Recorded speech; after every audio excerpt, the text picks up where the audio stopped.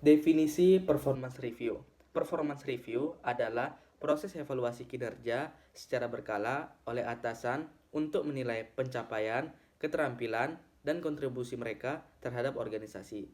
Evaluasi mencakup umpan balik tentang pencapaian target, kekuatan, area yang diperbaiki, dan rencana pengembangan ke depan. Manfaat performance review dibagi menjadi 5. Yang pertama, meningkatkan kinerja karyawan, yaitu evaluasi rutin membantu karyawan memahami kekuatan dan area yang diperbaiki. Yang kedua, meningkatkan motivasi dan kepuasan kerja, yaitu umpan balik konstruktif dan pengakuan pencapaian dapat meningkatkan motivasi dan kepuasan kerja karyawan. Yang ketiga, menyelaraskan tujuan karyawan dengan perusahaan, yaitu performance review memastikan karyawan bekerja sesuai visi, misi, dan tujuan perusahaan. Yang keempat, meningkatkan pengembangan dan pelatihan karyawan, yaitu evaluasi membantu mengidentifikasi kebutuhan pelatihan sehingga perusahaan memberikan program pengembangan yang tepat. Yang kelima, meningkatkan komunikasi manajer dan karyawan, yaitu proses membuka ruang diskusi antara manajer dan karyawan sehingga menciptakan lingkungan kerja yang transparan.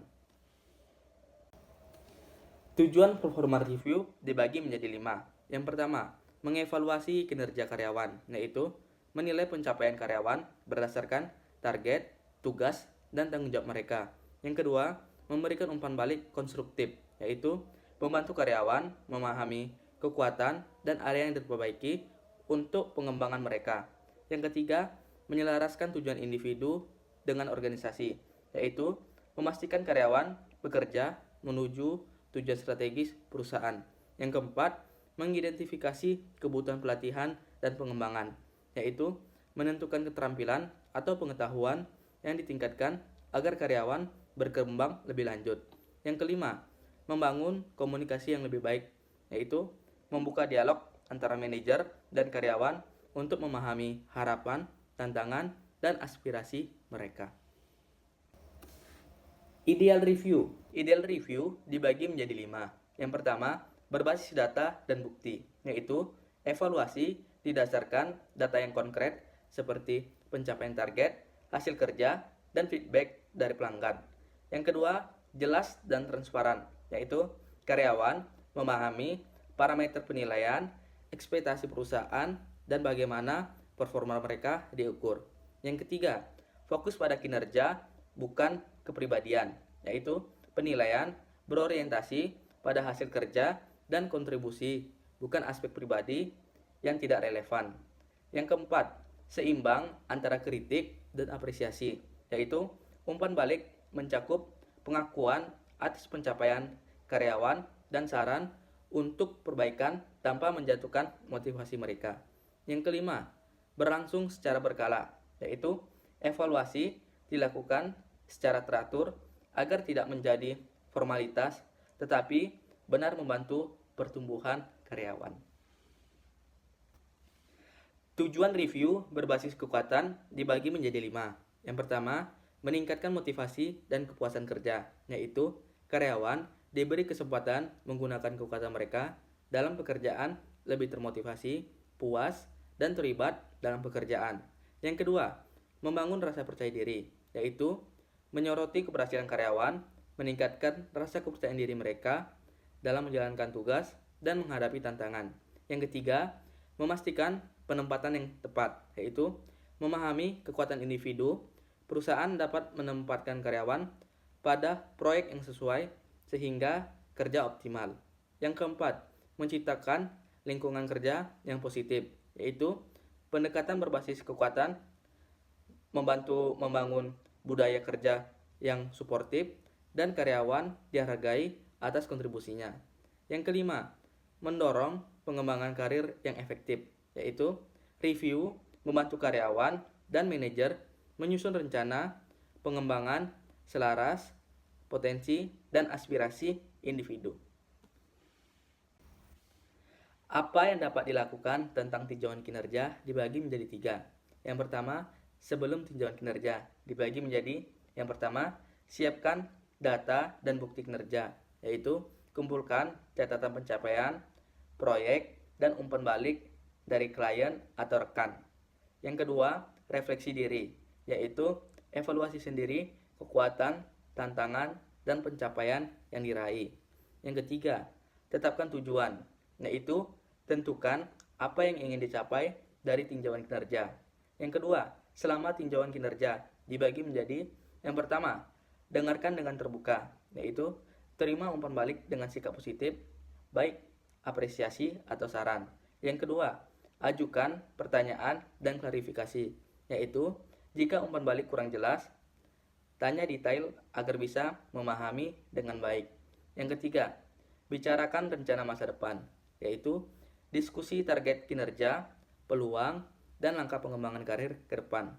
Yang ketiga, setelah tinjauan kinerja dibagi menjadi yang pertama, terapkan umpan balik, yaitu buat rencana tindakan berdasarkan umpan balik yang diberikan.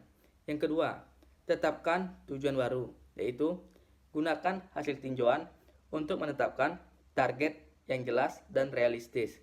Yang ketiga, diskusi dengan atasan secara berkala, yaitu minta check-in rutin untuk memastikan perkembangan berjalan sesuai rencana. Masalah dengan performance review tahunan dibagi menjadi 5. Yang pertama, kurang akurat dan tidak relevan, yaitu evaluasi tahunan hanya mencerminkan kinerja bulan terakhir, bukan sepanjang tahun. Yang kedua, proses yang lambat dan tidak efektif, yaitu karena dilakukan setahun sekali, banyak feedback yang terlambat. Yang ketiga, bias dan ketidakadilan, yaitu penilaian dipengaruhi oleh bias pribadi manajer, seperti hanya menilai kinerja terbaru. Yang keempat, tidak mendorong pertumbuhan karyawan, yaitu fokus lebih pada evaluasi masa lalu daripada pengembangan ke depan. Yang kelima, membebani manajer dan karyawan, yaitu prosesnya panjang dan administratif, membuat manajer dan HR kewalahan. Contoh performance review dibagi menjadi 5. Yang pertama, karyawan berkinerja tinggi. Contohnya, proyek sukses berkat kepemimpinanmu. Terus pertahankan. Yang kedua, karyawan berpotensi tetapi kurang percaya diri. Contohnya, ide-ide bagus tetapi jarang disampaikan. Coba lebih aktif berbicara. Yang ketiga, karyawan dengan kinerja menurun. Contohnya, hasil akhir menurun. Ada kendala yang bisa kami bantu? Yang keempat, karyawan bekerja keras tapi kurang efektif. Contohnya, kerja keras tapi kurang efisien.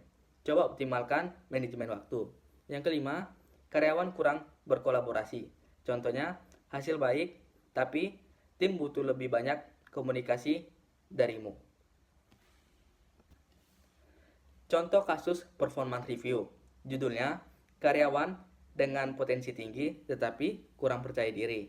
Kasusnya, Andi adalah seorang desainer grafis yang menghasilkan karya berkualitas tinggi. Namun, dia ragu untuk mengajukan ide baru dalam rapat, meskipun tim dan manajer melihat potensinya. Reviewnya, yang pertama, kekuatan, yaitu Andi memiliki kreativitas luar biasa dan keahlian teknis yang kuat.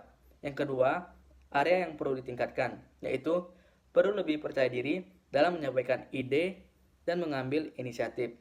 Rencana aksinya, yang pertama, menetapkan tantangan kecil seperti berbicara di rapat setiap minggu. Yang kedua, menyediakan mentor yang bisa membantunya mengasah kepercayaan diri. Kesimpulannya adalah performance review yang baik bukan tentang evaluasi masa lalu, tetapi tentang membangun masa depan yang baik bagi karyawan dan perusahaan. Jika dilakukan dengan benar, review dapat meningkatkan motivasi, keterlibatan, dan produktivitas tim.